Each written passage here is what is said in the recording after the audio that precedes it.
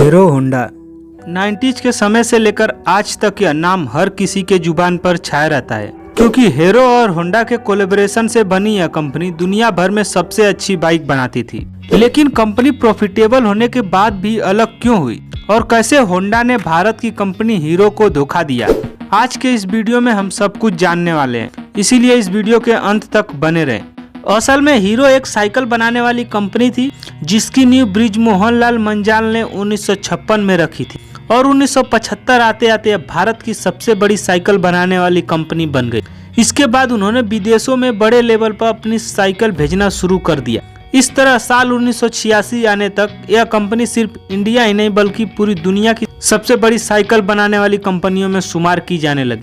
उसी समय cycle company के मालिक बृजमोहन लाल ने देखा कि विदेशी मार्केट में मोटरसाइकिल की डिमांड बहुत ज़्यादा है और सप्लाई भी बहुत कम है। लेकिन अगर बात करें भारत की तो यहाँ लोगों के पास केवल स्कूटर और मोपेड का ही ऑप्शन है।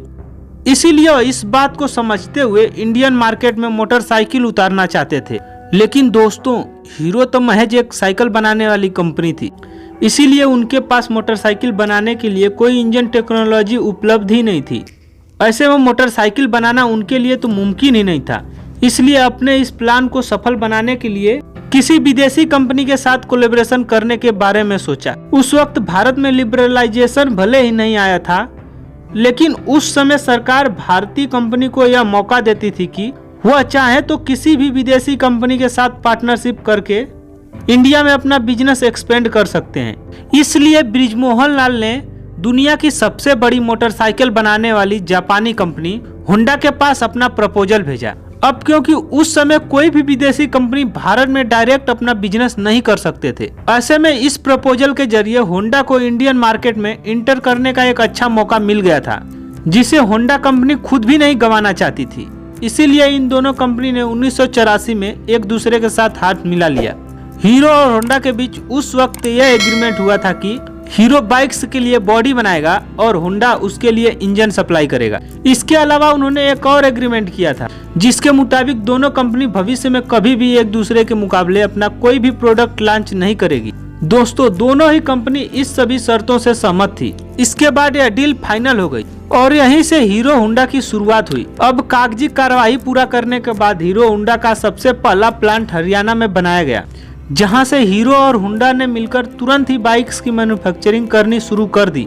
और 1985 में जब उन्होंने अपनी पहली बाइक CD100 लॉन्च की तो यह बाइक्स बहुत ही तेजी से पॉपुलर हुई, क्योंकि इंडियन मार्केट में एक तो बाइक का कॉन्सेप्ट ही नया था और दूसरा इस बाइक का माइलेज भी बहुत ही कमाल का था। इसके अलावा उन्होंने अपनी बाइक को उस प्राइस सेगमेंट में लॉन्च किया था जो कि हर मिडिल क्लास फैमिली के लिए अफोर्डेबल हुआ करता था। साथ ही उन्होंने अपना मार्केटिंग भी बहुत प्रभावी तरीके से तैयार किया था, जहां इनकी टैगलाइन थी feel it, shut it, forget it, यानी कि इसमें पेट्रोल डालकर भूल जाइए। और इस टैगलाइन का लोगों पर भी काफी ज्यादा असर हुआ और लोग इस बाइक के दीवाने हो गए थे, क्योंकि उन्हें इस बार स्कूटर वाला माइलेज बाइक में मिल रहा था और इसी के साथ कंपनी काफी तेजी से आगे बढ़ने लगी। दोस्तों, लेकिन उसी दौरान जापानी करेंसी में उछाल आया। उसकी वजह से जितने भी स्पेयर पार्ट जापान से आते थे वह ज्यादा महंगे होने लगे और हीरो होंडा को अपनी बाइक अफोर्डेबल बनाने में काफी दिक्कतें आने लगी थी। और वहीं दूसरी तरफ और भी प्लेयर मार्केट में आ चुके थे, जैसे सुजुकी, यामाहा, बजाज और टीवीएस। लेकिन यह सारे ब्रांड सिर्फ शहरी इलाकों में रहने वाले वेल्दी कस्टमर पे ही फोकस किया करते थे। वहीं अगर हीरो होंडा की बात करें तो उनका मेन फोकस इंडिया के मिडिल क्लास कस्टमर पर था, जो कि एक अफोर्डेबल बाइक चाहते थे। और यही वजह थी कि हीरो होंडा की बाइक सिर्फ शहरों में ही नहीं बल्कि पूरे भारत में सबसे ज्यादा बिकती थी। और यही सब देखते हुए कंपनी अपनी बाइक की प्राइस नहीं बढ़ाना चाहती थी। यहाँ तक कि इसी वजह से कंपनी को काफी नुकसान का भी सामना करना पड़ा था। लेकिन 1990 में जब डॉलर का एक्सचेंज रेट रेगुलेट हुआ तो फिर हालात थोड़ा सुधरने शुरू हो गए और देखते ही देखते कुछ ही समय में हीरो होंडा एक बार फिर से अपनी बाइक्स पर प्रॉफिट कमाने लगा और अगले ही कुछ सालों में कंपनी का प्रॉफिट $10 मिलियन को भी क्रॉस कर गया, जो कि उस जमाने में एक बहुत बड़ा नंबर हुआ करता था। अब यहाँ तक तो चीजें ऊपर ऊपर से काफी अच्छी नजर आ रही थी, लेकिन अंदर से कंपनी की कुछ चीजें बहुत पहले से ही खराब होनी शुरू हो गई थी।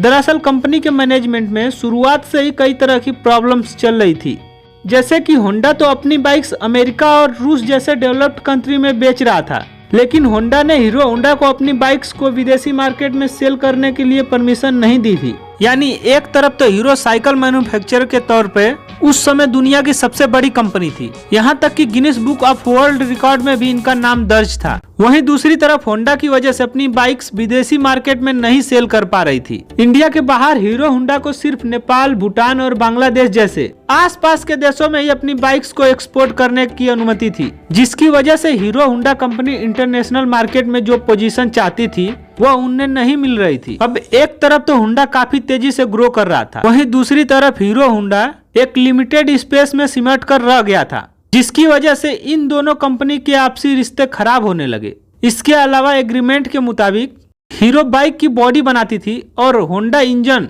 तो अगर हीरो होंडा को अपना बिजनेस एक्सपेंड करने के लिए अलग भी होना पड़ता तो भी वो ऐसा नहीं कर सकते थे, क्योंकि वे इंजन के लिए पूरी तरह से होंडा पर निर्भर थे। हालांकि हीरो को अब सब कुछ समझ आ चुका था कि अगर उसे होंडा से अलग होना है तो खुद इंजन बनाना ही पड़ेगा, इसलिए उन्हें हीरो होंडा से अपने हिस्से का जितना भी प्रॉफिट मिलता था वो उसके एक बड़े हिस्से को इंजन बनाने में खर्च करने लगे, जिसके वजह से हीरो और होंडा के बीच दरार और भी बड़ी हो गई। जैसा कि यह लोग शुरुआत में तय किए थे कि एक दूसरे के मुकाबले कभी भी अपना प्रोडक्ट नहीं लॉन्च करेंगे, लेकिन इसके खिलाफ जाकर होंडा ने 1999 में अपनी अलग company Honda motorcycle and scooter India के नाम से स्टार्ट कर दी और उसी प्राइस सेगमेंट में ही बाइक लॉन्च करना शुरू कर दिया, जिसमें पहले से ही हीरो होंडा की बाइक्स मौजूद थी। इस तरह से अगर देखा जाए तो इंडियन मार्केट के अंदर होंडा ने अपनी बाइक्स को हीरो होंडा के मुकाबले लाकर खड़ा कर दिया था, जिसकी वजह से हीरो होंडा के कस्टमर डिवाइड हो रहे थे। इसके कुछ साल बाद होंडा ने एक्टिवा को लॉन्च करके स्कूटर सेगमेंट में भी इंटर कर लिया था। अब अगर देखा जाए तो इस पूरे मामले में होंडा की पांचों उंगलियां घी में थी, क्योंकि होंडा को हीरो होंडा से भी कमाई हो रही थी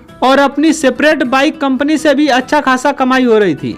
अब सारी मुसीबत हीरो के लिए ही थी। इन्हीं सारी प्रॉब्लम को देखते हुए हीरो ने होंडा से अलग होने का फैसला कर लिया और 2010 में जाकर दोनों कंपनी हमेशा के लिए अलग हो गई। हीरो होंडा में इन दोनों कंपनियों के 26% शेयर थे, जिसके चलते होंडा ने अपने सारे शेयर हीरो कंपनी को ही बेचने का फैसला किया। हीरो कंपनी के प्रमोटर ब्रिजमोहन लाल ने करीब 1.2 अरब डॉलर में इसे खरीदकर अपना खुद का कारोबार हीरो मोटर कॉर्प के नाम से आगे बढ़ाया। दोस्तों, जब ये दोनों कंपनी अलग हुई थी तब ज्यादातर लोगों ने यह कहा था हीरो मोटर होंडा के बिना कभी भी मार्केट में सरवाइव नहीं कर पाएगा, लेकिन आज की बात करें तो इस समय हीरो मोटर को दुनिया की सबसे बड़ी मोटरसाइकिल बनाने वाली कंपनियों में शुमार किया जाता है। दोस्तों, फिलहाल वीडियो में इतना ही। उम्मीद करता हूँ कि आपको वीडियो पसंद आए।